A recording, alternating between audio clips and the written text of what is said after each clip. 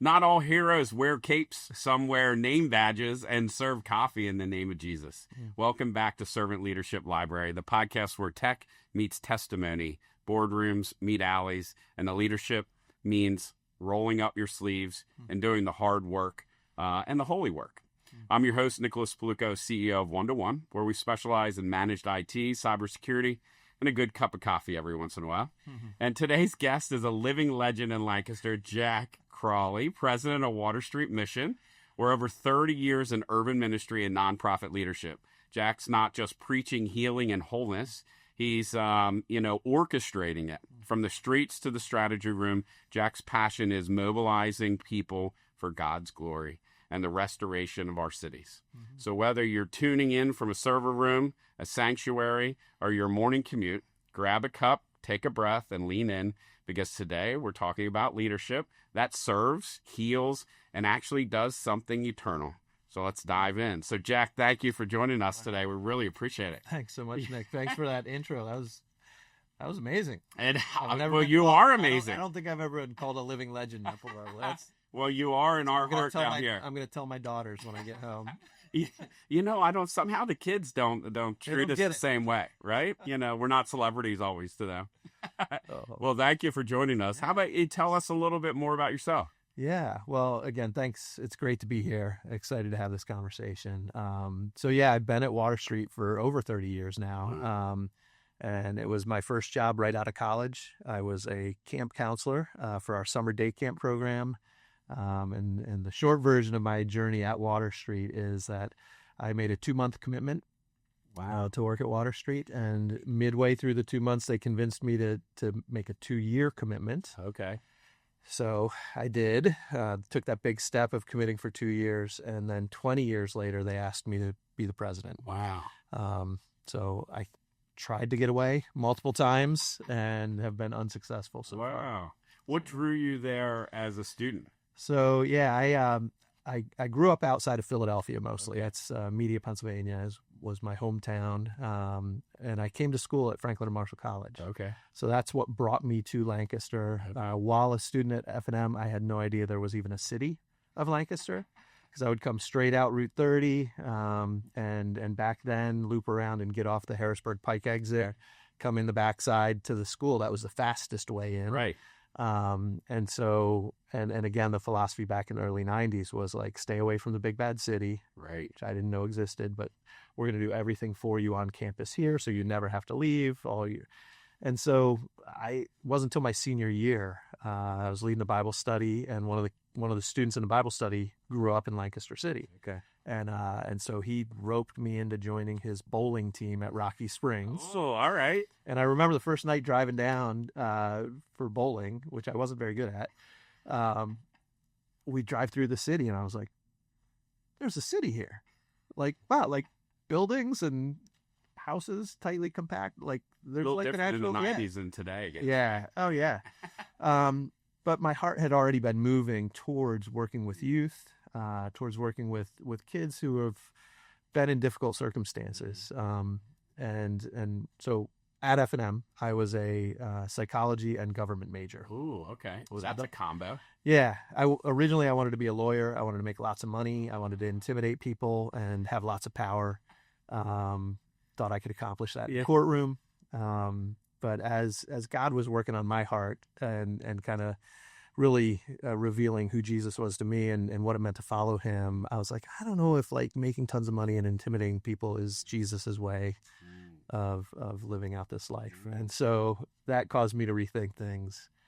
Through my psychology classes and more importantly, the research I did with an amazing professor named Dr. Michael Penn, who's still there, we did a lot of work around coping styles, hope, learned helplessness, and we worked with a lot of adolescents. So we actually did interviews in juvenile detention centers, halfway houses, and we were interviewing kids around like decision-making, how they coped with difficult things in their childhood and what led, in most of their cases, unsuccessfully.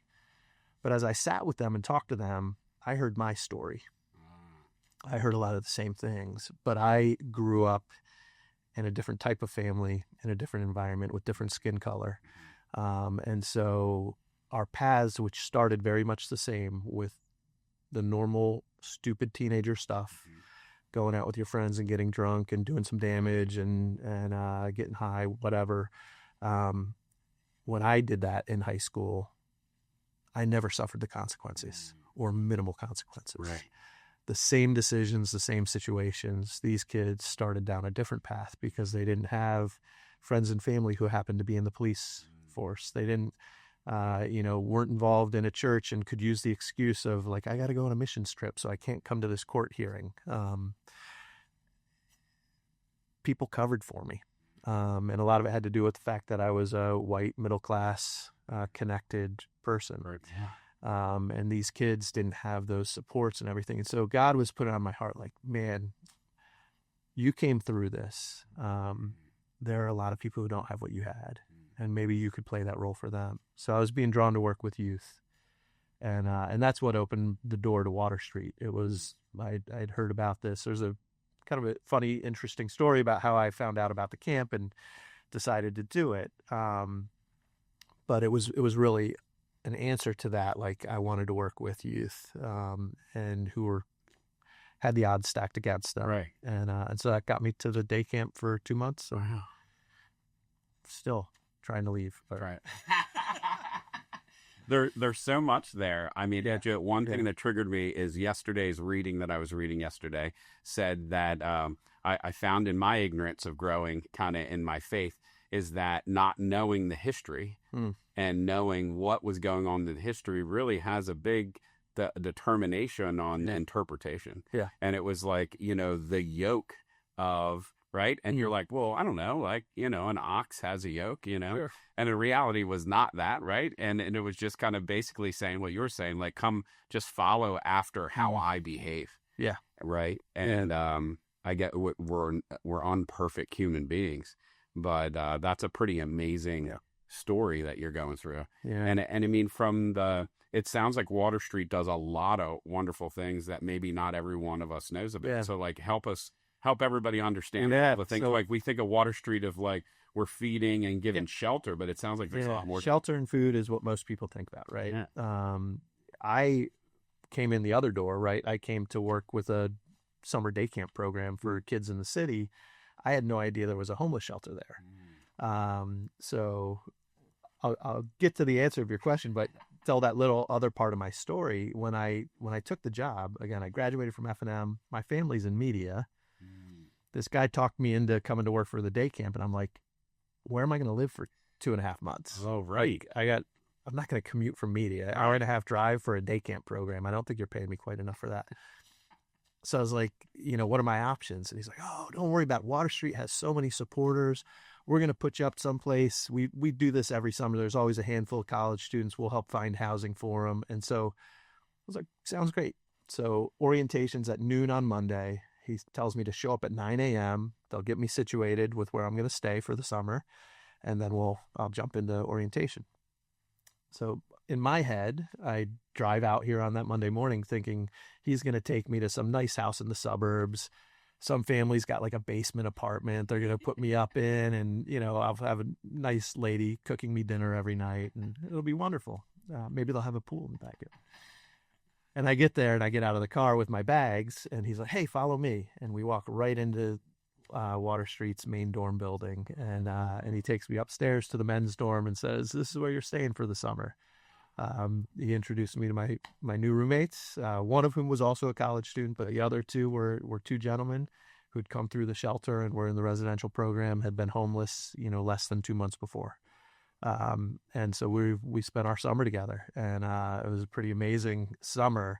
And that was when I first learned that Water Street summer day camp program was part of a rescue mission. I was like, oh, okay. That had to be humbling experience, though. It was amazing. From what you just said to participating in that. Yeah, I mean, I joke a little bit about the fact that I went from living in the dorms at Franklin and Marshall to the dorms at Water Street. And my experience at Water Street was probably a little better. Yeah. And it's true. I mean, that's not a knock on F&M. F&M, there were some great things about the school and the dorms, but honestly, I had an amazing experience that summer getting to know those men, just destroying a lot of my preconceptions about homelessness, about individuals and their circumstances that might lead to it. So that was fascinating. But yeah, so Water Street does so much more than just shelter and food. So again, that's what we're known for, and that is a big part of who we are. We have an emergency shelter for 76 single men and women. We have an emergency shelter for women with children, which I think currently we have about 26 in there, but it can go up 35, 40, depending on the makeup of the families. Okay. And then we have long-term residential programs for people, and we can do about 100 in that. Single men and women with children. And so right now, on any given day, we might have 140, 150 people living there. There's 3 meals a day for everybody who's in our shelter or residential. There's programming and support services for them. So those in shelter, the primary focus is, how do I get back out? How do I find a place to live? How do I get a job and make enough money to get out as quickly as possible? So there's a day shelter where they don't have to leave campus. They can stay there, get supports while they're there. There's an enrichment center where they can do job searches, apartment searches. They're going to be working with a social worker or case manager. There are life coaches who are going to help them hopefully achieve their goals. It's challenging. The residential is more of, I want to work on the issues that led to me becoming homeless. I want to go a little deeper. It's not just about finding an apartment. Maybe I could find an apartment, but I know I'm going to struggle to keep it. So I want to work on those deeper issues, whether it's around in the root. Yeah, the root causes. So it could be around physical health, could be around mental health, could be around addictions issues, could be around patterns of financial management or career, just not having the right path. I've had, most of our guests have had robust work histories. Wow. Many of our guests have jobs when they come in the door, but they're not sustainable level jobs. Mm-hmm. And so it's not just find a job, get an apartment. It might have to be, we got to unpack some things and get you on a better path. So that's kind of, again, addressing those who are experiencing homelessness. We've got those 2 different programs embedded, but we also have a medical and dental clinic that serves not just our guests, but the community as well. So we serve families, mostly adults, individuals. We kind of connect kids to other services. We don't have pediatric care, but we will serve individuals from the community who are below 200% of poverty level, who don't have access to health care, which is a very large segment of our population, and actually is going to be growing, as we all know. So we're positioned to really connect and provide basic primary care and then connect them to other services. We do a lot of nurse care management with our guests because we want to get them connected to insurance, get them connected to a healthcare home, and then walk with them on that journey. But we also have a full-time dentist too, which is an amazing service that we can provide to our guests, because dental health is one of the first things that disappears when you're dealing with significant poverty and homelessness. Within our healthcare, we also have a behavioral health component to that as well that we staff internally and are working with our guests around mental and behavioral health. Then we have outward-facing programs. So that's all around people who are experiencing homelessness come to us. And is that like only within certain communities, or can you travel from anywhere? So we serve anybody. Really, Lancaster County, it's not like a strict guideline that we can't take somebody from outside the county, but really we serve people from all over the county. Okay. The medical and some of these other outreach programs that I'll describe in a minute are really geared towards the city, mostly just because that's where we are. So the more kind of neighborhood and community focused ministries start with the youth ministry. I'll talk about that. We have summer day camp going on again right now. About 70 kids involved in that. And so that's at Teen Haven. Okay. Teen Haven is on South Queen Street, a block away from our main campus. We actually just put an addition on the building we're super excited about. That just has added some classroom space, added a new welcome center to it to make just a much brighter, warmer, welcoming space for the kids and families. But we run programs all year round in there. So summer day camp programs and then after school programs for first grade through 12th grade. Wow. So kids will come right after school for the elementary programs. And then in the evenings, for our middle school and high school programs. And, working with probably a couple hundred kids on any given week, we'll be involved in all those different programs. Have a great team over there. A lot of focus on not just fun and recreation, but on educational support, but really around leadership development and identity in Christ and knowing who you are and how to navigate this world. Yeah. Bookending our Teen Haven program, 1st through 12th grade, is we actually have a school called Wonder Academy, which is a preschool and kindergarten. So it's an early learning center technically, but it is a registered school with the state. So we have a K3, K4, and kindergarten. Starting this fall, we'll have 2 classrooms at each of those grade levels, and we'll be moving into our new building, the old St. Joseph School on Mulberry Street.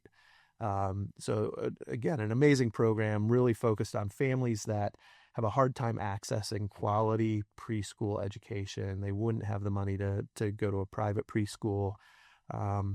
We have a great Head Start program in our county and in our community, but there are more families needing that than are able to be served. And so we fill a gap there.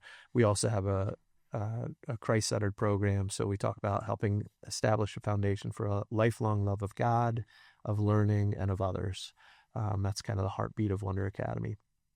And then on the other side of Teen Haven, age-wise, is our Compass Young Adult program for 18 to 26-year-olds, some days 27, 28, 29. Navigating young adulthood is becoming a real challenge. I think we're hearing more and more of, I think about my daughters who are in their early 20s all now. And, you commonly hear among that age group this thing about adulting, which didn't exist when I was a kid. It was kind of like, no, that's just being human. It was assumed. Yeah, it was assumed. Like, I was at the laundromat, like, big time adulting win today. I'm like, okay. But the reality, like, the world's changed. Like, I joke about it, but it's tough. Like, the challenges they're facing, I have 2 daughters who are out of school and doing life, right? One of them graduated, got a job right out of college. She's going to be working on her master's. There's no way in the world she could afford to live on her own on what she's making in her first job. Another daughter who worked at a local credit union for a number of years. Now she's working in finance for a nonprofit and doing amazing work. Again, like, helping her find an apartment was agony. It was more than a mortgage of probably. Oh my gosh! Like, you went through that exercise. Yeah. So it's amazing how challenging it is. The average 2-bedroom apartment right now in Lancaster is over It's $1,700 is what they say the average is. Crazy, right? $1,400 for a 1-bedroom is the average. The government websites can't keep up with how quickly the market's changing. But if you saw the article in the paper where we hit a new record for home values in our county, that's wonderful. If you're a homeowner already, right? It's horrible if you're looking for an affordable place to rent or buy. Yeah, it's almost unaffordable. Yeah. And so that's one aspect of the challenges of adulthood. The other piece of it is, just watching young adults taking that step from high school into the workforce or high school into college and navigating what does it mean to live out my faith? What does it mean to understand my identity in this world? And so we started Compass a few years ago, and it's been amazing to watch young adults gravitate towards this community that's being built, just to walk with others on this journey and to have some people a few years ahead of you to kind of talk about this is what it's like, this is what I'm learning along the way, and how can we support each other. The need for community and support is very real. That's an amazing way to kind of stop a cycle, right? Yeah. Like that you're getting to that. I just remember as a kid, that was normal. We all came around our church or community and like I had multiple dads. Like, you never wanted that person to tell your dad, right? Right. And I found recently my kids are older now, but they one day came home from school and we're sitting around the table having dinner. And my one child said, well, we're different. And I'm like, what do you mean we're different? Like, yeah, we're probably different. He goes, my friends don't sit with their parents and have dinner. And I'm like, well, why? He goes, everybody is so separate. He goes, and they're so lost. Like, there is no simple conversation or, and it's kind of sad. Yeah, I think our society was already moving that way, right? With just technology and accessibility of like, we can see what's going on everywhere in the world, but we can't see the person across the table from us. And then you add our COVID season into that, and the isolation became even more. And so there is an epidemic of isolation in our society in general. You magnify that with the issues of growing up in poverty, growing up with the lack of resources, and it becomes even harder. And so that's why we're glad to step into that space with Compass to help people navigate that, learn how to build community for themselves, which is a theme across all of our programs, to be honest. Yeah, that's beautiful work. So, and then the one final piece of community-facing ministry that we do is our outreach programs. And so we do it. The most basic part of that is, we have a food pantry that serves over 500 families every week that come to us once a week for food to supplement their groceries that they can afford on their own. That number's been growing. Actually, 500 was from a while ago. We're probably averaging well over 600 a week coming to us. And we continue to build on that it's not just about food.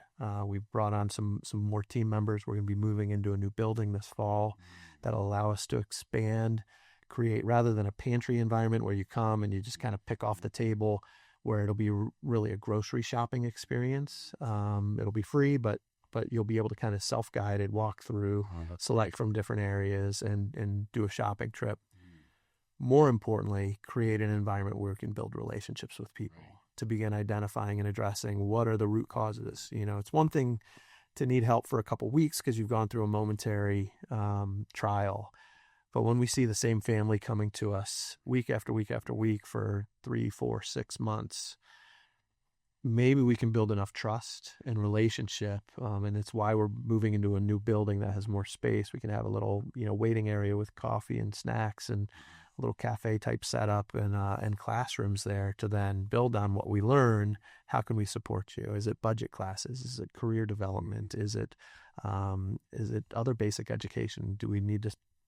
There's other services out there we don't want to replicate, right? But could we even bring them into our building? Is it about kind of English language learning? Is it more cultural learning? We have so many of our friends in the neighborhood who are from different countries and trying to figure out how to navigate the U.S. Navigate Lancaster. So are there ways we can bring those services right to them?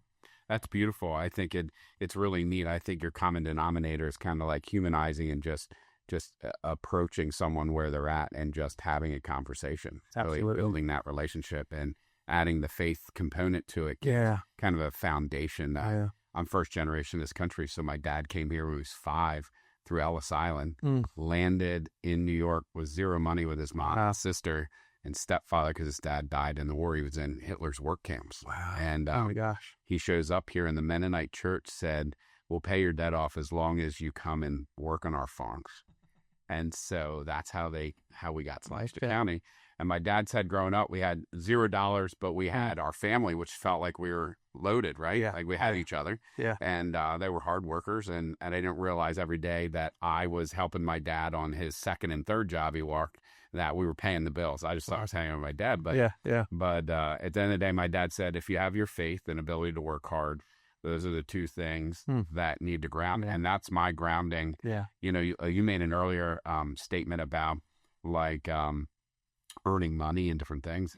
Over the period of time of the missioning our core values of the organization now and others that I work with was all more mission based. I'm like, well, why can't I get the mission and the business part to connect, right? And has been a very challenging experience of trying to mold.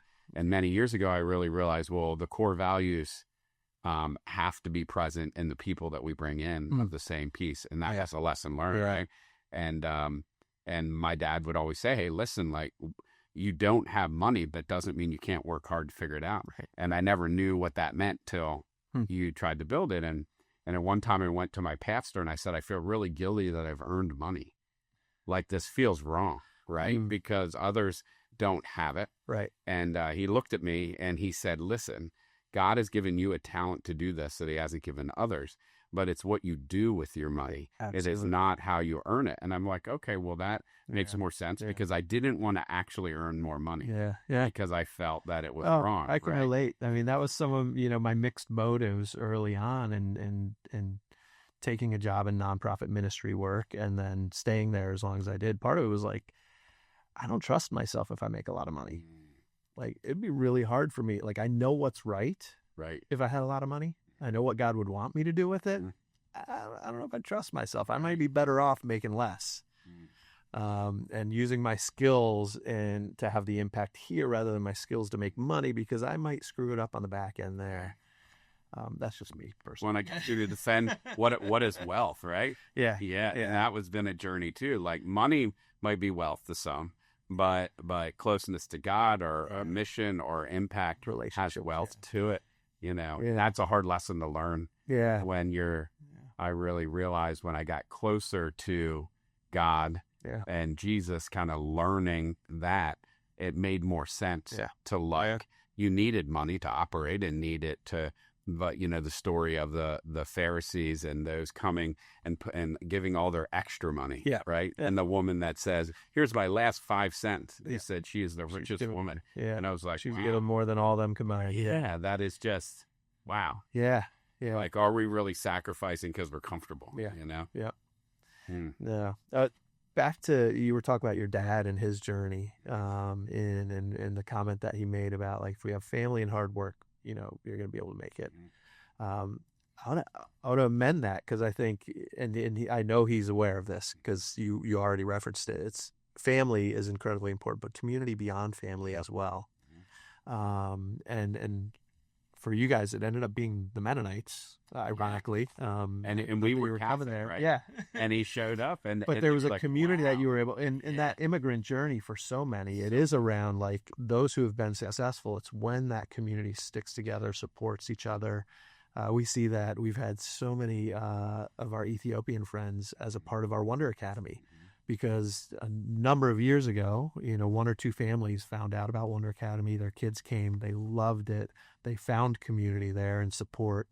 They found that alignment with their faith. And then every new family that came to Lancaster from Ethiopia, as they connected with the Ethiopian community, they're like, you need to send your kids to Wonder Academy. Right. There was one year we looked at our rolls, and it was like over 50% of our kids were Ethiopian. When you say, amazing. What you find is some work that I do as well in that area is we realize the simplicity of, like, understanding the culture. You mentioned that earlier. Like, what some were from Iran and other areas, and some families that we're trying to support and sponsor.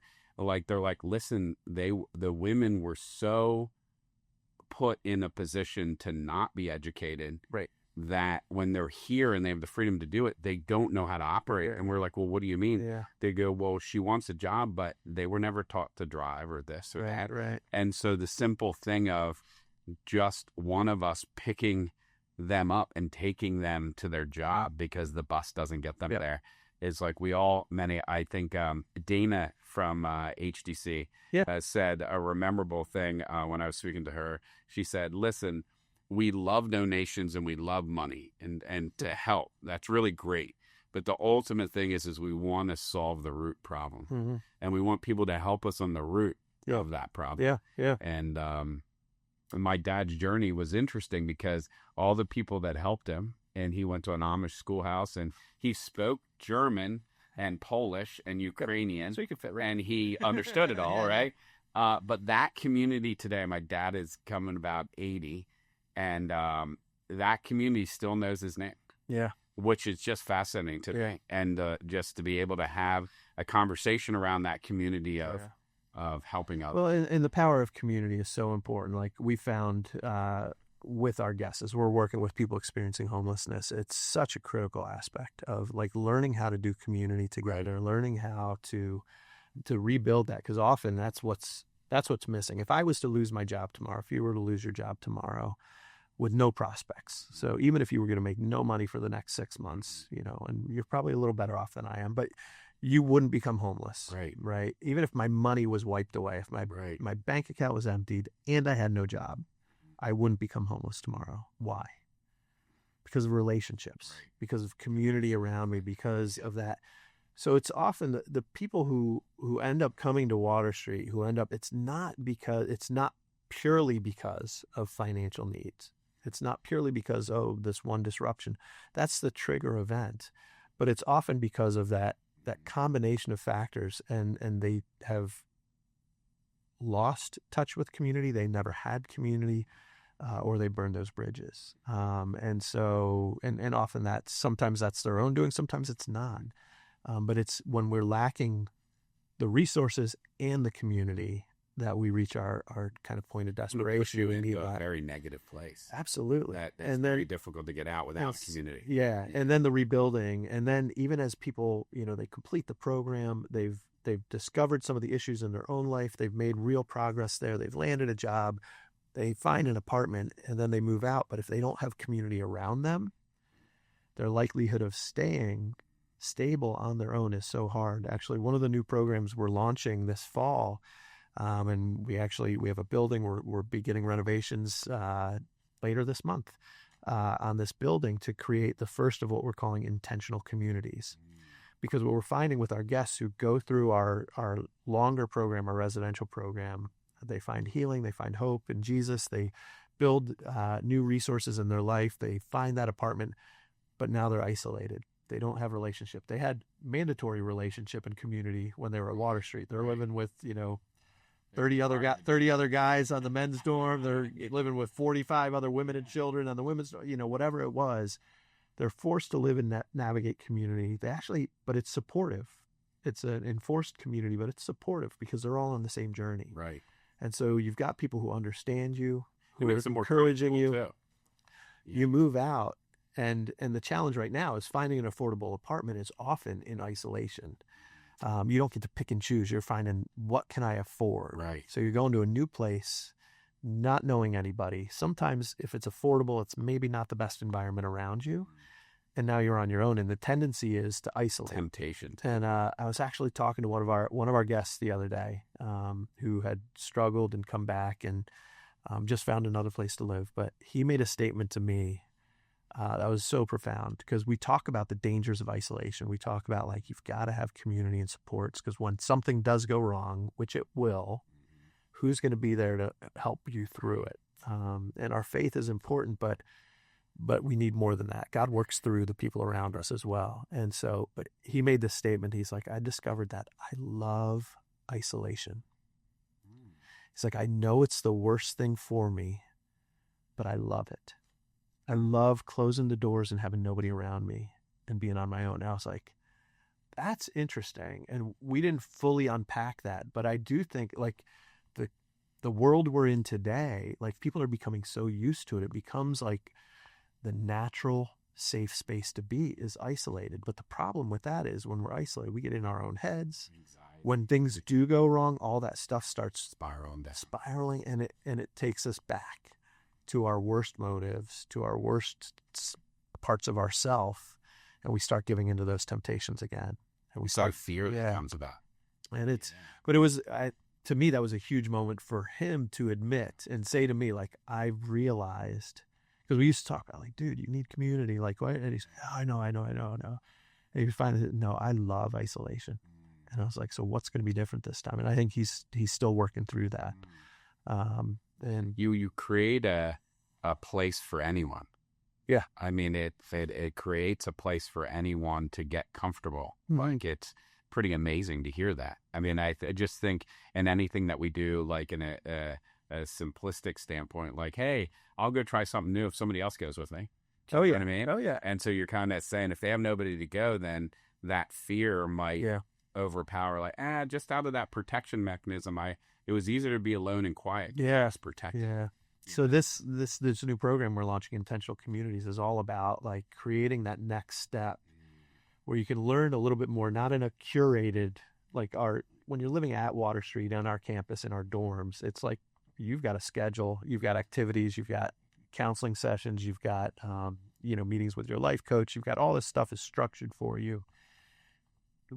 And we're learning how to do community while we're doing that, but the intentional community, so you finish that, you're working a job, you're ready to move on into your own, but you're going to do that into a smaller place. So the one we're building is going to be 6 studio apartments with a large kitchen and living room that'll be shared. So you'll have your privacy or independence, but you're also going to have shared spaces together. And we'll have a life coach and case manager working with that community of 6 individuals to talk about how do we build relationships and community here, and how do we build community out there.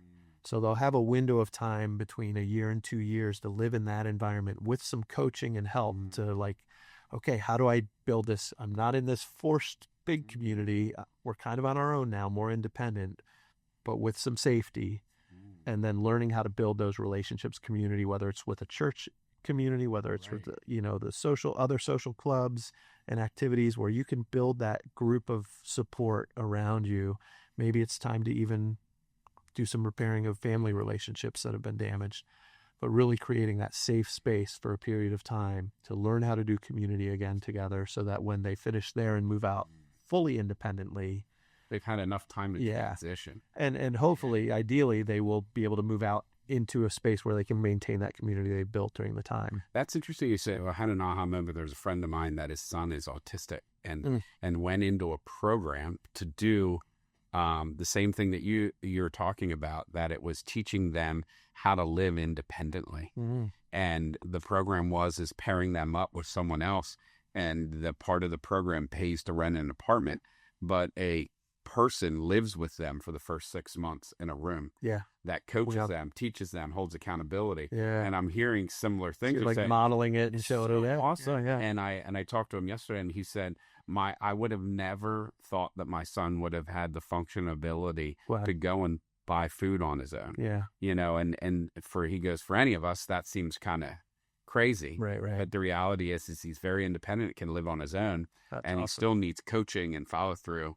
But it took 6 months, and then they leave them alone for 6 months and check in to see if the behavior continues. And then they graduate, and then they get to move out. And now him and his roommate are moving into an apartment that they can pay for with their awesome, their small job. But that sounds cool. like that's amazing. That you're teaching kind of people how to fish, right? It's what it is. And a lot of times we have to relearn things. I mean, it's, again, a number of our friends who are staying with us, they've done it on their own, but something's happened along the way, the traumas that they've experienced in life. And there's so many, every individual who comes to Water Street, their story is different. Like I get asked that sometimes about like, so what's the biggest problem? What are you trying to address? If we could change one thing that would end homeless, like there's no one, right? It's everybody's journey to Water Street is unique. Therefore, we've got to be able to walk with them on a unique journey back out of it. Like we can't just, here's a program, boom. Right. If you check all these boxes, you're gonna succeed. It's not how it works. And so even our programs are designed to really look at the individual, for them to participate in defining their action plan. And so they can choose, is the primary thing I need to focus on in my addictions issues? Is it my mental health? Is it my physical health? Because a number of people, it's that one, they've been working a subsistence level job, so they're making it. It's tough, but they're making it. One health episode, and suddenly their income's disrupted, and, depending on whether they had insurance, the quality of the insurance, suddenly they've got medical debts piled up, plus a lack of income for a season. And then they're behind on their rent and everything. And that's, triggers. And if they don't have the support system or friends or relationships, then they do end up homeless. They come to us, and it's maybe the biggest trigger is I got to get my physical health figured out. It's kind of saying like I have to. It's kind of like the airplane mentality. Put your mask on first before you help other people. It's kind of like till I have enough confidence in myself, and I love myself. I said that one time in my journey. Do I really love myself? Like I always want to help other people, but do I really love myself? And that's an interesting thing to ponder. Well, and for our staff who work in this, every day, that's such a huge thing. Is as a leader of an organization, one of my biggest, it's not a weight that I'm called to carry. As this is the yoke. He's carrying it with me. It's not on me. But one of the things that I think about the most as a leader is how are we caring for our staff? Because every day they are dealing with vicarious trauma, secondary trauma, sometimes their own trauma, that they're dealing with, the challenges of walking with somebody who's coming out of abuse, coming out of homelessness, and the things that have happened in that time. Hearing these stories over and over again it can destroy you internally. And so one of my biggest responsibilities as the leader at Water Street and with our senior leadership team is, how are we caring for our staff? How are we equipping them to put on their own gas mask so that they can, because they're with us because they're naturally wired to help others, right? And so they are the type of people who on the plane, the warning sirens go off, they're going to be grabbing they're going to be looking for every vulnerable person and trying to help them, and forgetting about caring for themselves because they're so wired to love and care for others. And so, hey, do we have the right supports in place? Do we have the partnerships? We have some great agencies that we work with that help support our staff. And then internally, what do we do to care for them, to make sure that they are fully equipped and resourced to care for themselves, because every day they're dealing with incredible stuff, much harder than my work, right? As they're walking with our guests. It's interesting you say that. Another organization I work with, I ended up being the president of, and then moving into a personnel committee, right? Mm-hmm. And the one question we said is, well, these are counselors. Did they have an EAP program? And we're like, no, well, we don't spend money. And I'm like, so we don't take care of their mental health. Who takes care of their mental health? Yeah. And I found that is, right? Like sometimes we lose that. And when in reality, they need someone to talk to too. Yeah. Well, I mean, anybody who's trying to be a servant leader, knows just we need that support as well. Mm-hmm. So how are we caring for ourselves? How does like what you do, like from a spiritual leadership, manage, like how do you balance that from like operational demands, right? Like you have a lot of things right in there. How do you, I mean, like the heart is probably full and you see so much good work and so much demand, but how do you manage that? That's challenging. I think my heart is bent towards the spiritual support, but we're running an organization. We've got budgets to balance. We've got bills to pay. We've got expectations and outcomes that we need to fulfill. And so, we want to make sure we're training and supporting and holding our staff accountable while also caring for them. But at the end of the day, like, that's the body of Christ. That is Christian. Our job descriptions start with, like, the first expectation is that you are joining a Christian community because we believe that as we love one another, if you think of what did Jesus say was going to be the proof of who he was, the proof of Jesus being who he said he was is the way that his followers will love one another. So that's our first expectation for our staff, is that we're going to love one another. We're going to create an environment, a Christian community where we're loving one another, and we're going to invite our guests into that, those who are living with us in our shelter and residential programs, those who are coming to our activities at the youth center or coming for food. Like, we're going to invite them to experience part of that community in their time with us, knowing that that's where transformation takes place. It's through the power of God and the love of God demonstrated in community.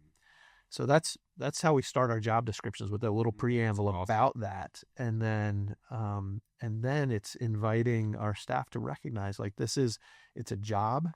You're getting a paycheck. There are expectations, but it is a spiritual work, and it's an outflow of living out our faith. And so, are we perfect at it? No. Like, there are ways we cultivate it, we have staff gatherings, we have worship times together. Different departments have their own cadences of kind of prayer time together, different check-ins and gatherings and stuff like that. As a leader, I've been struggling with, like, we have so many different aspects of our organization. I can't impose one practice across everywhere. So some of it's, how do I model it? Something I instituted just recently, like, I've always prayed for our staff in my own kind of private times. And I was like, and that dynamic of, like, we're not supposed to trumpet our prayers. We're not supposed to, stand on a corner and say, look at me, I'm praying. Right. At the same time, as a leader, sometimes you have to model stuff. And sometimes you have to invite others to see, like, how you carry leadership in order to see it. And so, discipleship. Yeah. So that, I started moving my Wednesday morning prayer for my staff on campus in one of our rooms. And so, and letting the staff know and saying, look, 7:00 Wednesday mornings, I'm going to be it's called Santiago Hall. I'm going to be in Santiago Hall praying for our staff, for our guests, and for the organization as a whole. If you want to join me, you're welcome. No, it's totally optional, no requirements, whatever. Some days I'm alone. Some days there's 2 or 3 people with me. Some days there's 6 or 7. And it's just a time set aside where I'm praying for our staff. And I still wrestle with my a showboat by telling them this, but I'm like, no, like they need to know. And hopefully it's encouraging others to think about, am I praying for my teammates? Am I praying for if I'm a supervisor, am I praying for those that I'm trying to lead? I need to find somewhere to do that, some time and space to do that. That's amazing too. I go back to thinking of the program that you talked about with the teenagers, right? And I was recently with a camp with teenagers, right? And they took a time to be able to meet with groups of us. And what always came up is like, well, how do I talk about my faith? How do I talk about Christianity? And it's so interesting, right? Because we all kind of say, well, we pray, but we kind of pray in private a little bit, right? And the purpose is like, you lead by example, but then you also then invite others, right? And maybe not to participate right away, but like you're not there to sell them anything, right? You're there just to show that there's something. My daughter, who's at college, she said, well, I asked my roommate, I was going to church on Sunday, and I asked my roommate, she said, yes, she'd come. And she was astonished, but she's like, well, they're asking all these questions. And so how do I answer them? And so that just keeps resounding in my heart over and over again of we teach our kids all of this education, but then do we teach them, I don't want to say defense of faith, but how to actually converse about it, right? Is like, well, if they knew how to do that, then they could help other people. And I find that over and over again. And this group was a Christian group, and it was the same thing. They were like, and then we started having a small group, and the one young lady said to the other one, oh my goodness, like we are different. So, but we can get along this way and we can help other people.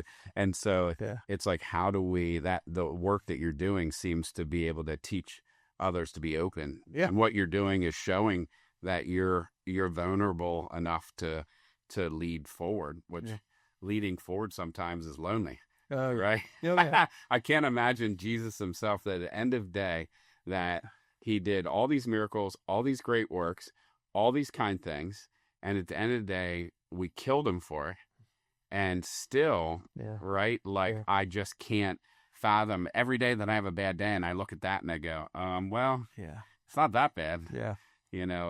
But how do we help others stay informed of that? It's so hard, right?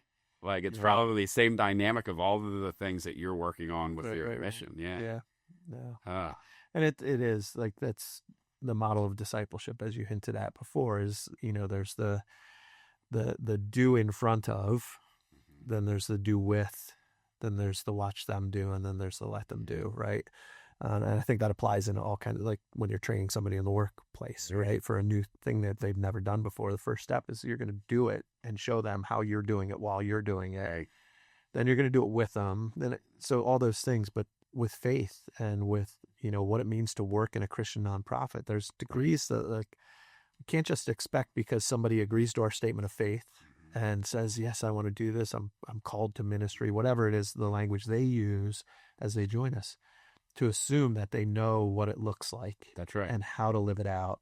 And how to live it out in a way that like Water Street has kind of said, this is our way. Right. Yeah. It's not necessarily the right way. It's just the Water Street way. Right.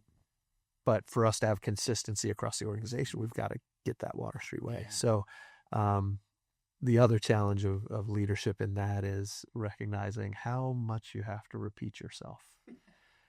What do they say? 7 times 7. See, that was Jesus, right? 7 times 70, which is what it feels like. Because I read somebody has to hear something 7 times before they really heard it. so as a leader, that means, how many times are you saying it before that individual hears it? Because you're saying it in all these contexts. Right. I just had this conversation with one of our directors in a one-on-one session with her, and she's just like, yeah, this whole repetition thing. Yeah. I feel like I'm just saying the same things over and over, and I'm not sure if people are getting it. And so just reminding her, like, yeah. And when I first stepped into the role of president, like, I felt like I was just saying the same thing. At Water Street, our kind of the core passage of scripture that I think embodies who Water Street is Isaiah 61.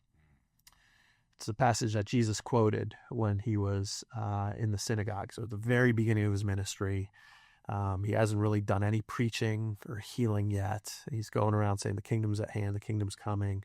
He shows up in the synagogue.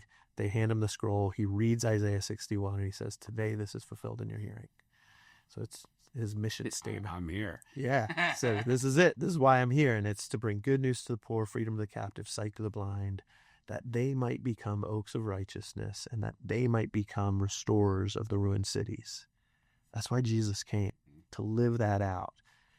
I believe he's handed that mission on to all Christians. Right. And at Water Street, we're invited to try to live out Isaiah 61. So that's become kind of our core verse, I like passage. And I also say that not all will understand or believe. Right. Yeah. And you're like, whoa. Even within who you think is part of your team, right? Get your sandals and just remove yourself and go to those who I'm like, we're ready to work. What? So we're not supposed to convince everybody, I guess. But in the first couple of years as leader, I even to this day, like, I talk about Isaiah 61 all the time, and like to staff, to donors, to people in the community, to help them understand why Water Street does things the way we do it. I talk about it all the time. And I actually, a couple of years in, I was like, I am so sick of Isaiah 61. And I was at some event, and I knew, like, the best way to get my point across was to share Isaiah 61 again, tell the story, tell about Jesus reading this and why it's important to Water Street, how we try to live it out, and what it looks like for us. And so I do all that, and somebody came up to me afterwards, like, oh my gosh, the picture you painted with that, like, now I understand what makes Water Street different. I understand, like, I was like, man, I gotta keep doing, like, yeah. And it's like, I was so sick of it. And then I began to realize, like, when I started hearing staff talking about Isaiah 61, when I started hearing them talk about Isaiah 61 without referencing it, but they're talking about the exact same thing, I'm like, it's actually starting to take root. Now it's living inside of them. And so I've come full circle, and I'm back to loving Isaiah 61. And, like, if I'm ever given the opportunity to speak, I'm going to talk about it. And it's okay, because I realize that even if somebody's been at 4 or 5 Water Street events over the last 10 years and heard it 4 or 5 times, they don't remember it. But you think if you so it's new to them, right? If you go to church, you're a churchgoer, right? How many years have you sat there and heard the same passage, but not the moment that it's meant to be impactful differently? I have the opportunity to go on a retreat every year for the last 20 years with my kids and my father, right? And every year the sign says, when you come, you drive up, it says, "Come as you are." Yeah. And you show up, and I'm like, is that the first time you saw it? What's that? Right? Come as you are. Whoa, it's like deep. And I'm sitting there and I'm going, every year, like, come on, like, we're here, we're doing this. And every year you leave with a different nugget. Yeah. And last year I left with find your purpose. Yeah. And I'm like, man, this is burning a hole in my head going, every day I wake up going, am I just not doing what you want me to do? Right? Because you reminded me of that earlier. I started, and it really is eating me away going, is what I'm doing really provide the purpose that you want me to do? And you want this, like, real, thunderbolt to hit you in the head. And you're like, continue doing it. Yeah. But you just wonder every day, like, the path is charted for you. But, are you willing to open your mind? And I think my lesson learned from all of that too is, like, are you willing to let go? And the biggest thing that happened in my life is the day that I finally let go. And I was telling you before we got started, I'm in the car, and the one day I'm just like, happens all the time, and I'm like, I just let it go, and all of a sudden this wonderful thing happens that day. Mm. And I'm like, all right, I get you. You don't just answer it. We gotta be willing to want to let it go. It's not until you're actually living in it. Wow. That you recognize and feel like this is where I'm supposed to. That's right. You're not going to know before I like that whole journey of like, how do you figure out what your purpose is? How do you know this is where God wants you to be? How do you know this is what you're shaped for in this world? Like talking with young adults, talking with college students and everything, like, did I know at 20, 21, 22 years old what I was going to do? Like when I came to Water Street, I was going to be there for 2 months. They talked me into 2 years. I looked up after 16 years. I'm like, wait, I'm still like, I had somebody come to me a few years ago and say, like, I've been with the organization he was with for a number of years. I have a couple opportunities out here and I'm wrestling with, do I leave or not? And I needed to talk to somebody who's a lifer. That's a lifer? I was like, what? So who you gonna talk to? He's like, that's why I'm here. I'm like, I'm not a lifer. And I'm like, I'm a lifer. I'm a lifer. I'm like, I did do 3 years in another world. In the middle of that, I worked actually for HDC. Okay. And I worked for Pennsylvania Housing Finance Agents. Okay. So that's something Dana and I have in common. Wow. So I worked a year and a half at each of those and then ended up back at Water Street. Wow. And that's so know one of your board members because his brother founded HDC through the Catholic Church many years ago. Really? HTC was started by the Catholic Church out of Columbia. I remember the ties. Yes, Don Nicholas. Okay. Created part of the creators to the mission with I remember housing. And he was on the board for a lot of years with HTC. Yeah.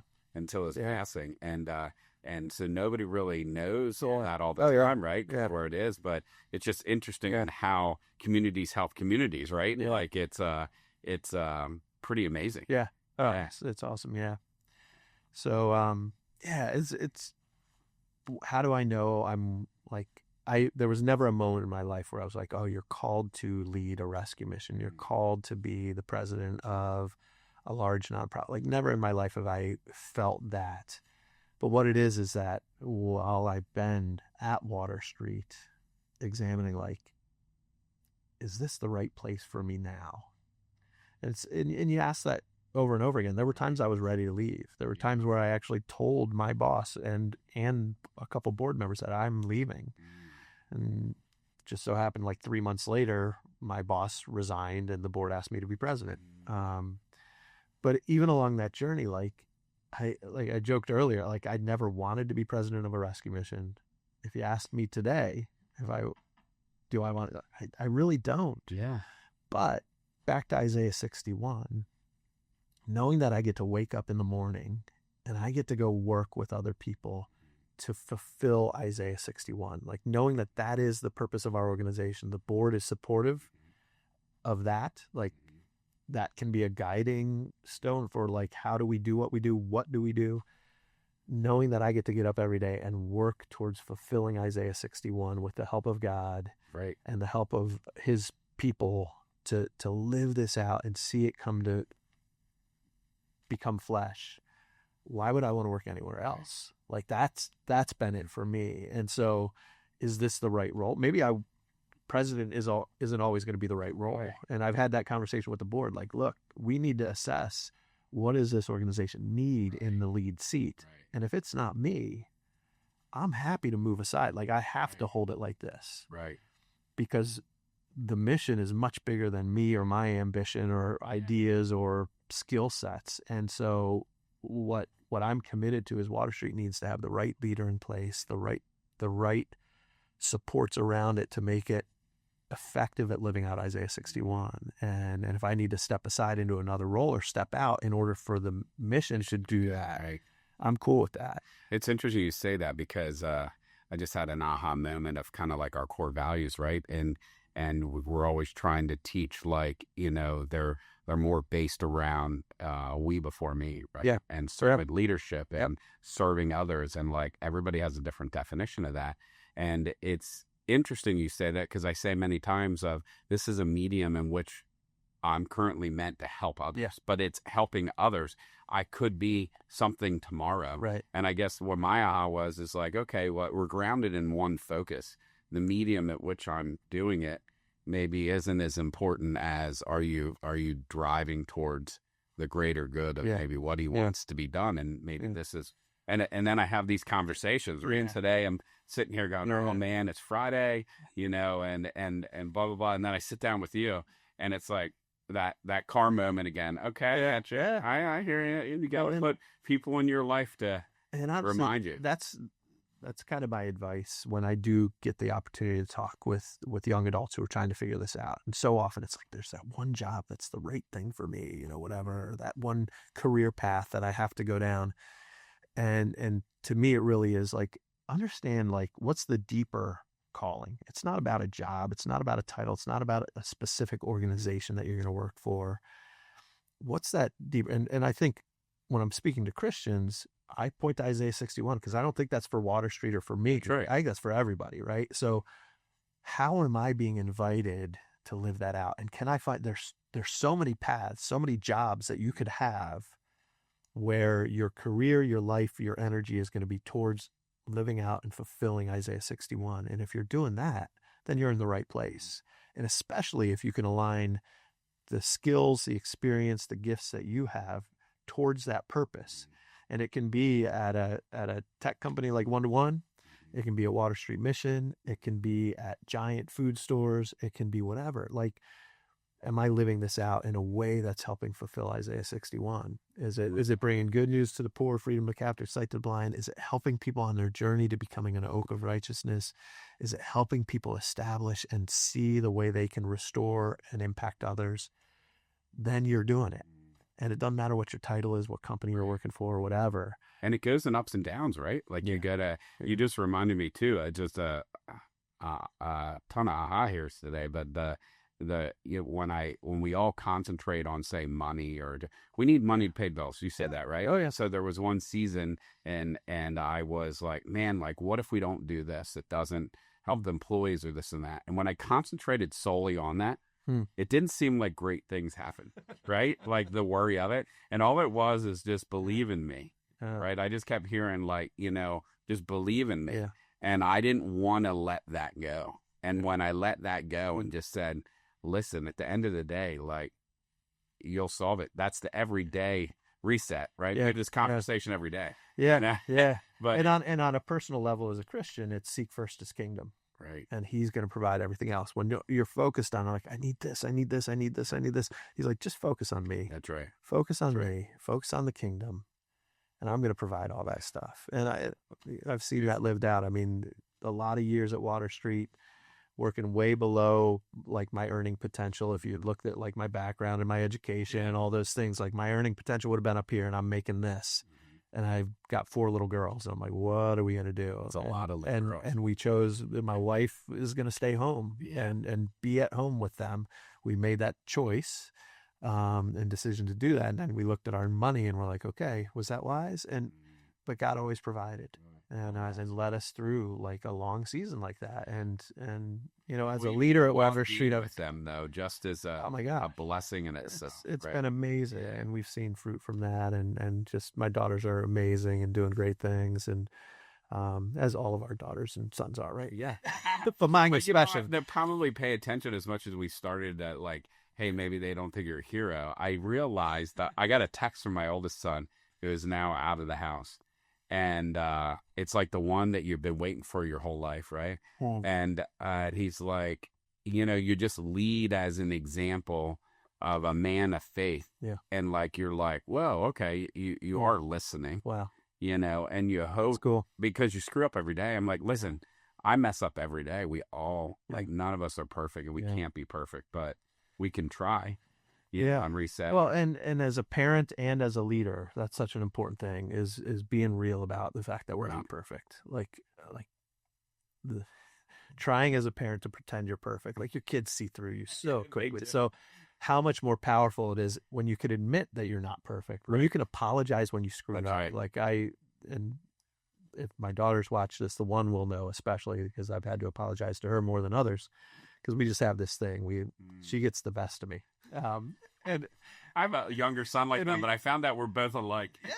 That's the problem, right? And so we do. And so I've apologized to her more than the others. But hopefully, like, to me, that's more meaningful than me being the perfect dad. That's right. Like, being able to admit, like, no, I've screwed up. That's right. I was wrong. I apologize. Telling your kids you're sorry. But even in the workplace, like, that's even more probably taboo than in the household. As a leader, as a president of an organization, as a CEO, to go to your staff and say, I messed up. I'm sorry. Like, creating space, again, going back to our core values and who we are as an organization in community, trying to create Christian community involves forgiveness. It involves admission of our failures so that we can grow together. And if we don't create a safe environment, and we're not perfect at this at Water Street. So one of the things as a leader, I feel like, man, we've got to get better, and I've got to model it better to create an environment where people feel safe to say, I think I screwed up. Right. To go to their boss and say, I might have done something rather than hiding it, trying to pretend. Like, if we can be real with each other, then we can grow together. But if we're trying to pretend we're perfect, some of us are more passionate. Many times I come across them like, listen, it sounds like I'm upset. I'm just so passionate about it. Like, I gotta say about it. Like serving others is really important. So like, if we give them a bad experience, that's not serving them, right? We're serving ourselves because we're saying, oh, well, they didn't understand. That has nothing to do with that. Like, when we become kind of selfless. And it's hard though. You have to set it out. Now, I kind of out of humility, as you would kind of say as we work to wrap up today. What message would you really feel for people that are trying to become leaders? You kind of alluded to some of this earlier.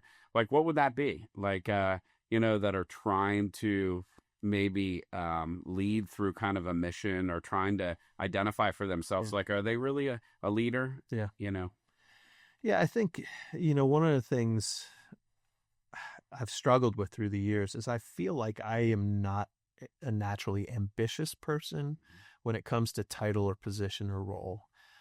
But I've come to realize that I'm ambitious around like influence, having an impact. Like, what I don't want to do is be in a position where like I can't use the gifts God's given me to have a positive impact on those around me.